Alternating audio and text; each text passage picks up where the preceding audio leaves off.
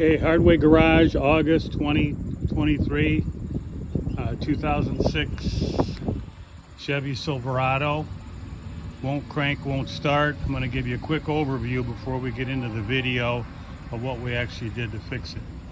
Okay, now real quick, if you've got a lot of lights on the dash that come up, like ABS light and your theft light, and just lights that you'll normally see, that's generally not a battery issue or a starter issue. It's something more serious, wiring or a computer. Okay, but the first thing you want to do, obviously, if it doesn't crank, which means it also won't start, is check the battery. Make sure the battery's good, obvious, okay? The next thing you're going to want to look at here is a fuse box. Okay, cover comes off the fuse box real easy. Okay, there's a beautiful diagram here on the back of the fuse box. It tells you what fuse is what. Okay, there's a couple of important fuses on here. Okay, there's a starter relay. Okay, there's a crank fuse and there's an ignition fuse.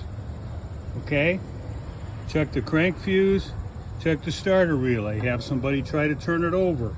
If you don't feel this relay clicking, it's something in front of this relay that's causing the problem. Okay, now, to eliminate the starter itself and the solenoid quickly, if you take out this relay, okay, and if you look at the bottom of it on the pins, okay, you look on the side of it, you can see that the contacts are 30 and 87. Well, if you go to put this back in there, 30 and 87 are the upper right and the lower left. Okay, if you put a jumper between here and the engine cranks over, your starter's good.